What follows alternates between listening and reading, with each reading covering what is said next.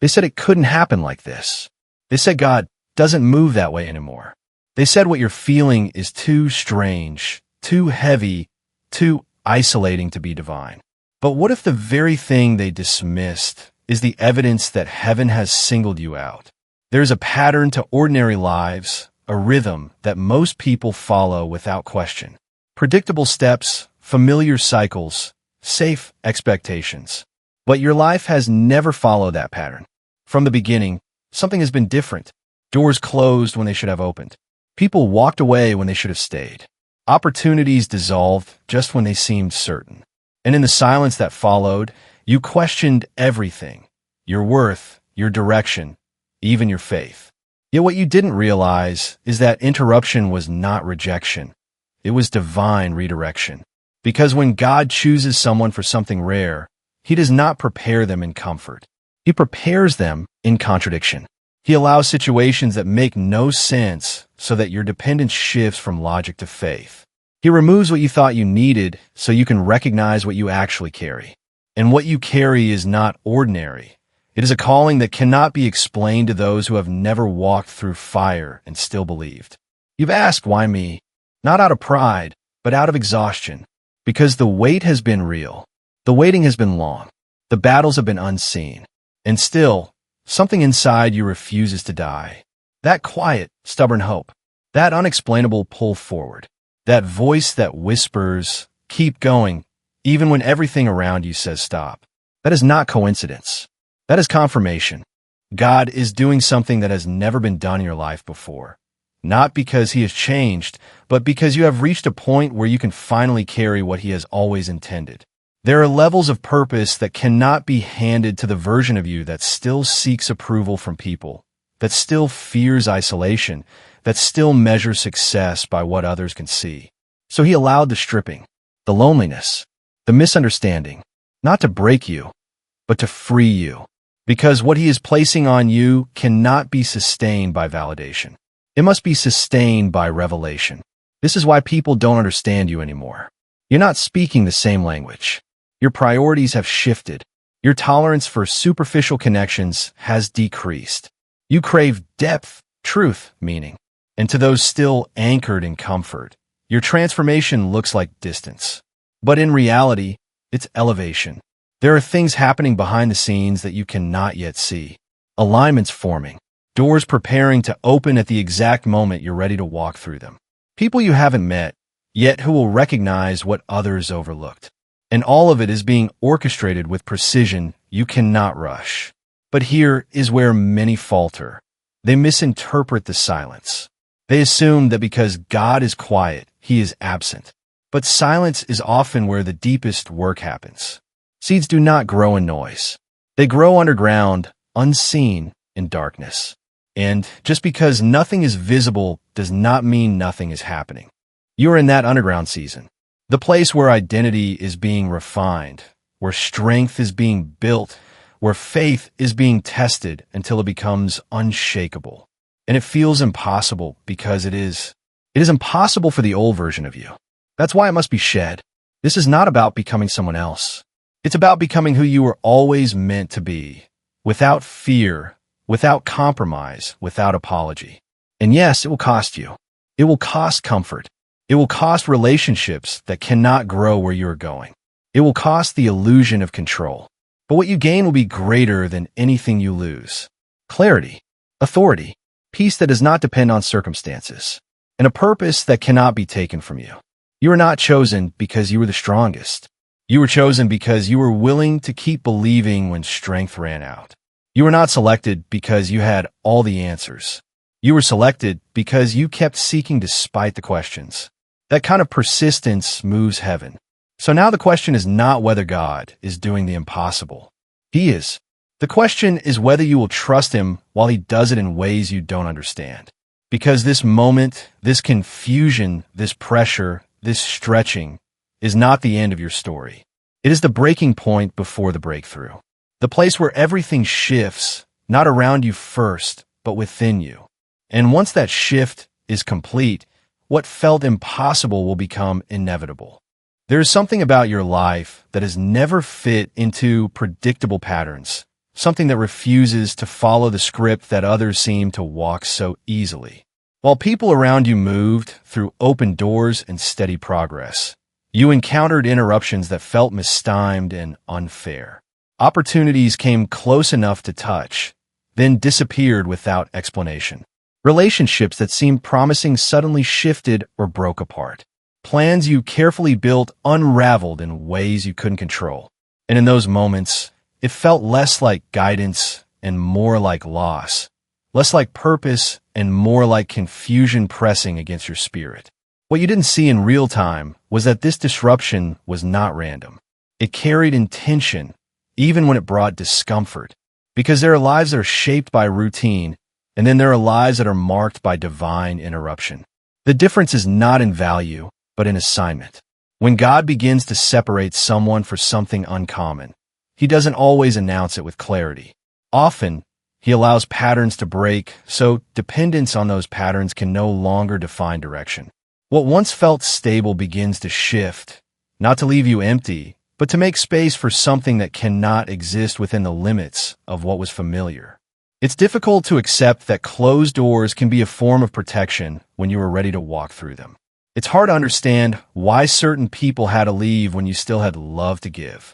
It challenges your faith when the timing doesn't align with your expectations. But disruption has a language of its own, one that speaks beyond logic. It begins to pull you out of the need for constant explanation and into a place where trust must grow without visible evidence. And that kind of trust does not develop in comfort. It is formed in tension, in moments where you have to choose belief, even when clarity is absent. This is where many begin to question their worth, because repeated disruption can feel like rejection. It can whisper that something is wrong with you, that you're the reason things don't last, that you are the common denominator in every ending. But what if the consistency is not your failure, but your distinction? What if the very pattern you've been trying to fix is actually the sign that your life is not meant to follow the same route as everyone else? Because when God marks a life for something specific, He often removes the ability to settle into what is average. You felt the weight of this without always having the words to describe it. That internal tension between wanting stability and sensing that you are being pulled somewhere unfamiliar. That quiet awareness that even when things look normal on the outside, something deeper is shifting within you. It creates a kind of restlessness that comfort cannot satisfy, because it is not designed to. It is designed to keep you moving, to keep you seeking, to keep you from anchoring yourself in places that cannot support where you are being led. And while others may interpret your path as inconsistent or uncertain, there is a consistency in the disruption itself. It keeps redirecting you, refining you, realigning you. It prevents you from building your identity on things that can be taken away. It teaches you to recognize a different kind of guidance, one that doesn't always come with immediate understanding, but carries a deeper sense of direction that grows stronger over time.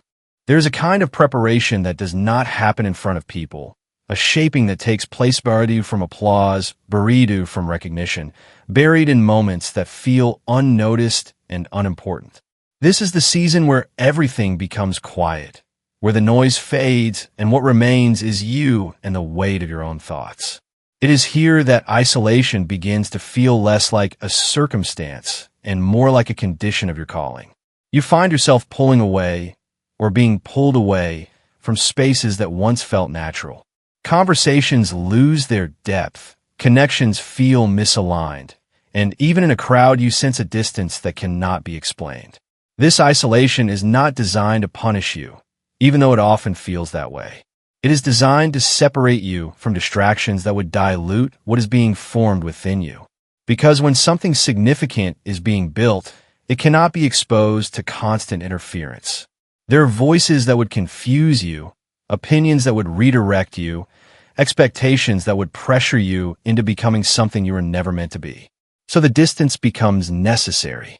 The silence becomes intentional. The loneliness becomes part of the process.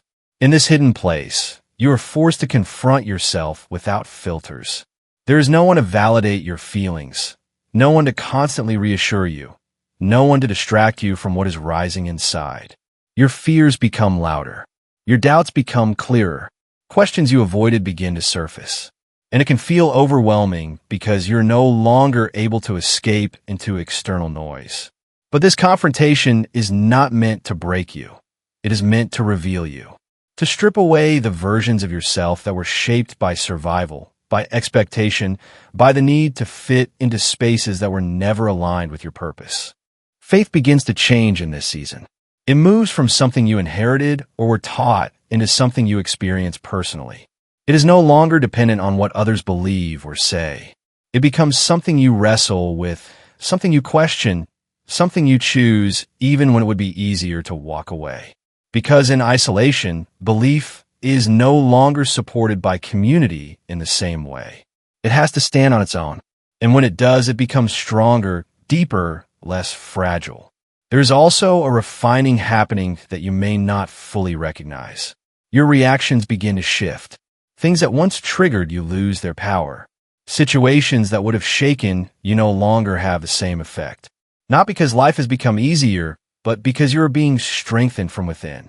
Patience is being developed, even when waiting feels unbearable. Discipline is being formed, even when motivation disappears. And resilience is growing in ways that cannot be taught through comfort. You may wonder why this process feels so long, why the hidden season stretches beyond what feels reasonable. But time works differently here. What is being built is not temporary, so it cannot be rushed.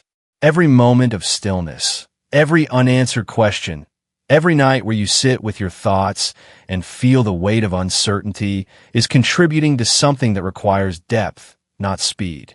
And depth is only formed when something is allowed to develop beneath the surface, away from premature exposure. There comes a point where the need to be understood begins to lose its grip on you, where the desire for approval slowly fades and something deeper takes its place. It does not happen all at once. It is a gradual shift, almost unnoticeable at first, like a quiet detachment from the opinions that once carried so much weight. You start to realize how much of your energy was spent trying to explain yourself, trying to be accepted, trying to make others comfortable with a version of you that felt easier for them to process. And in that realization, something begins to break, not in a destructive way, but in a freeing way. Because approval is a fragile foundation. It depends on consistency from people who are constantly changing. It requires you to adjust yourself to fit expectations that were never designed for your growth. And the more you chase it, the more disconnected you become from what is actually true within you. This is why the shift becomes necessary, not as a rejection of people, but as a realignment of your source. Where you once looked outward for validation, you begin to look inward and upward towards something that does not fluctuate with opinion or circumstance. This is where revelation begins to take its place, not just as knowledge, but as understanding that settles deep within you. It is the kind of clarity that does not need to be defended because it is not based on agreement. It is based on conviction, and conviction carries a different kind of strength. It allows you to stand in decisions that others may not understand. It gives you the ability to move forward even when support is limited. It creates a steadiness that is not easily shaken by criticism or doubt. You will notice that this shift changes the way you relate to others. Conversations become more intentional. Your tolerance for superficial engagement decreases. You no longer feel the need to prove yourself in every space. There is a quiet confidence that begins to form, not loud or arrogant, but rooted in calm. It is the confidence of someone who knows that their direction is not up for negotiation, even if their path is still unfolding. This can feel isolating in a different way, because when you stop seeking approval, you also stop participating in certain dynamics that once kept you connected. Some people may interpret your silence as distance. Others may see your boundaries as rejection. And there may be moments where you question whether this shift is costing you too much. But what is actually happening is a refinement of your environment. What cannot align with who you are becoming will naturally begin to fall away. There is also an authority that begins to develop here. Not the kind that demands attention, but the kind that carries presence.